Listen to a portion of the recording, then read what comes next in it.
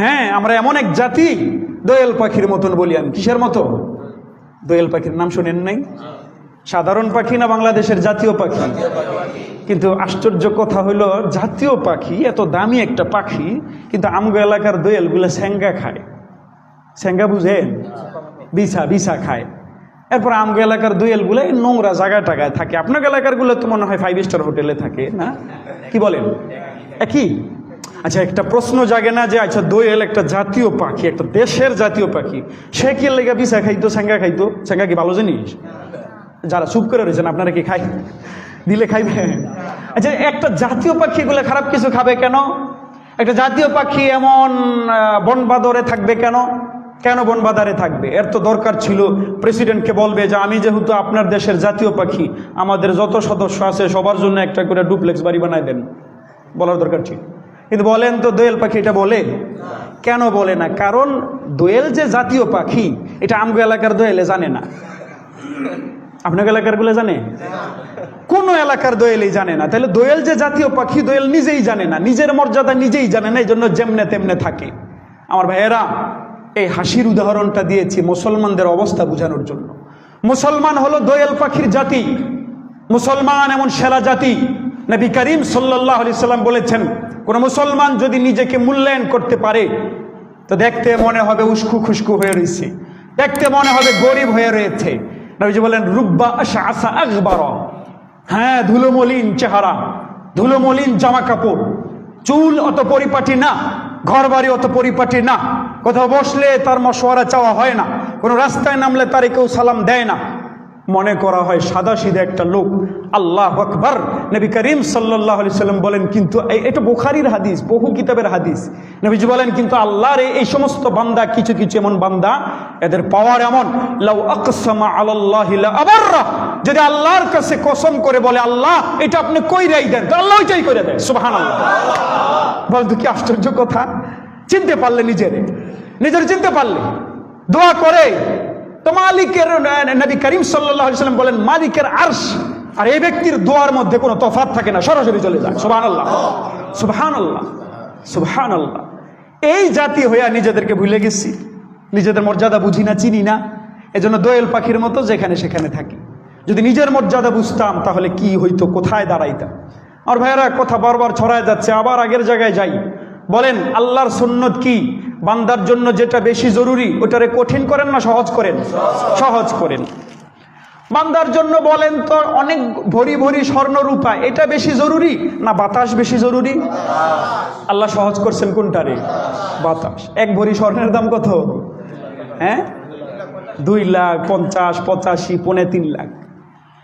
এমন একটা ভয়াবহ অবস্থা হয়েছে, এখন যাকাতের মাসআলা নিয়েও মানুষের মধ্যে বিভ্রান্তি হয়ে গেছে।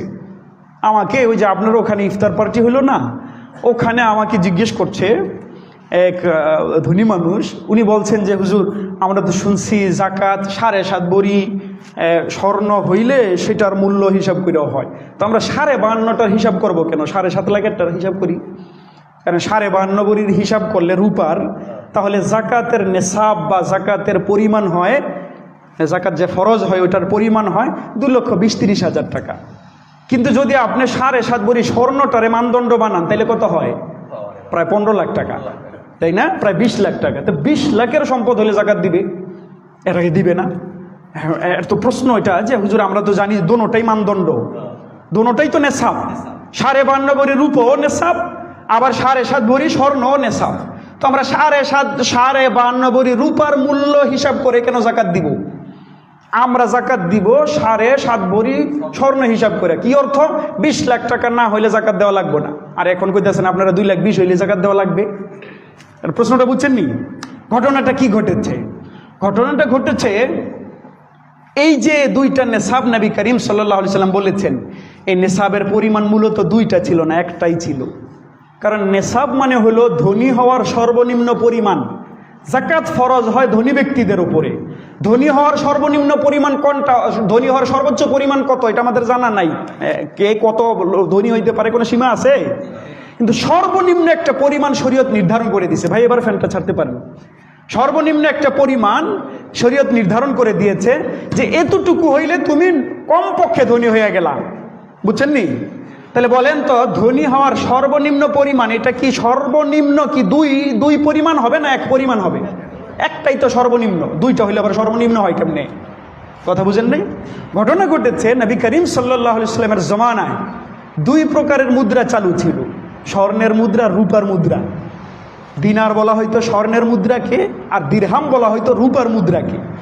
ওই জমানায় 52.5 ভরি রূপার যা দাম ছিল 7.5 ভরি স্বর্ণের তাই দাম ছিল একই। 7.5 ভরি স্বর্ণকে বলা হয়তো 20 মিসকাল, আর 52.5 ভরি রূপাকে বলা হয়তো 200 দিরহাম। এই 200 দিরহাম আর 20 মিসকাল স্বর্ণ একই সেম সমমানের ছিল। পরবর্তীতে সাম্রাজ্যবাদীদের দ্বারা এ ব্যবধান হয়ে গেছে। তেল যেমন আমেরিকা নিতে নিতে এমন করে নাকি করছে, আমেরিকা যদি বড় যুদ্ধ বিগ্রহ লাগে আগামী 20-30 বছর 50 বছর চলার মতো তেল নাকি অলরেডি পাচার করে নিয়ে গেছে। একইভাবে আপনাদের সারা দুনিয়ার স্বর্ণ এরা বন্ধক রেখে রেখে আপনাদেরকে টাকা নামে যেটা দিছে এটা কোনো টাকা না। কথা হুজুরদের কথা একটু বিশ্বাস কম হয় মানুষের। আমি গরিব মানুষ, 100 টাকা 500 টাকাও ছিল, এটা খুঁজলে পাবো। এই 500, 1000 যেই টাকাই লন দেখবেন কি এই যে টাকার উপরে লেখা আছে চাহিবা মাত্র ইহার বাহককে 100 বা 1000 টাকা দিতে বাধ্য থাকিবে। কি বলছে? মানে চাইলেই এটা যে বহন করে নিয়ে যাবে উনি চাইলেই ওনার 1000 টাকা দিতে হবে। আচ্ছা, এটা দেখায় চাইলেই যদি আমি আবার 1000 টাকা পাই তাহলে এইটাও 1000 টাকা। কথা বুঝেন নাই? আপনি এই 1000 টাকা দেখাইলেই নাকি আপনারা আবার 1000 টাকা দিব, তাহলে এইটাও কি 1000? এটা হইলে আবার আপনারা নতুন করে দিব কেন? কথা বুঝেন নাই? এটার যে মানে সরকার যদি হঠাৎ করে ঘোষণা দেয় যে এই যে জাতির আব্বাওয়ালা টাকা শেষ, আজকের থেকে এটা চলবে না, তো শেষ, এটার কোনো মূল্য নেই, এটা একটা কাগজ। কিন্তু বলেন তো আমাদের যারা প্রধানমন্ত্রী, প্রেসিডেন্ট, এরা যদি গলা পানিতে নাইমা কাইন্দা কাইটটা কয় যে আজকের থেকে স্বর্ণের মূল্য আমরা বাতিল করে দিলাম, জীবনে বাতিল হবে? যদি কয় যে দেখেন আল্লাহর রাস্তায় আপনারা স্বর্ণের মূল্য বাতিল মাইনা নেন, ডুববা মরে যাবো আমরা, তবুও কি স্বর্ণের মূল্য বাতিল হবে? কিন্তু বাস এটারে খালি হাসতে হাসতে যদি কয় যে আজকের থেকে এই নোট বাতিল, তাহলে বাতিল। তাহলে বোঝা গেল এটা টাকা, বোঝা গেল এটা মুদ্রা। এটা মুদ্রা না, এটা হলো একটা রিসিপ্ট। কি এটা? রিসিপ্ট। রিসিপ্ট বলে না, রিসিপ্ট। এই যে আপনাকে রিসিপ্ট দিয়ে দেওয়া হয়েছে, আপনি রিসিপ্ট দেখাইলে আপনার টাকা দিবে। এই যে 1000 টাকা দিতে বাধ্য থাকিবে, মানে এটা দিয়ে বলবে না আমার 1000 টাকা দেন, এই যে রিসিপ্ট, এটা টাকা না। এখন প্রশ্ন হইল, আপনি তো গণনা করছেন আপনি 2 কোটি টাকার মালিক, আসলে কি আপনার কাছে 2 কোটি টাকা আছে না 2 কোটি রিসিপ্ট আছে? রিসিপ্ট আছে। এটার স্বর্ণ কোথায়? তাইলে স্বর্ণ থাকার কথা ওই দেশের ব্যাংকের কাছে, আবার ওই দেশের ব্যাংক এগুলোর বন্ধক রাখে বিশ্ব ব্যাংকের কাছে। এই বিশ্ব ব্যাংকের যেই বর্তমানে খোদার মতন সাইজা রয়েছে আমেরিকা, এই আমেরিকা যাবতীয় স্বর্ণ নিয়ে গেছে। এই যে নিয়ে যাওয়ার কারণে ওদের ইচ্ছা মতো স্বর্ণের দাম বাড়ায় দিচ্ছে, স্বর্ণের মার্কেটের মধ্যে কমতি দেখাচ্ছে, এদের ইচ্ছা মতো দাম বাড়ায় দেয়। তো যেই দুইটা পরিমাণ নবীজির যুগে ছিল এক, সেটা এখন আকাশ পাতালের ব্যবধান হয়ে গেছে। আমার ভাইয়েরা কথাগুলো বুঝাইতে পারতেছি?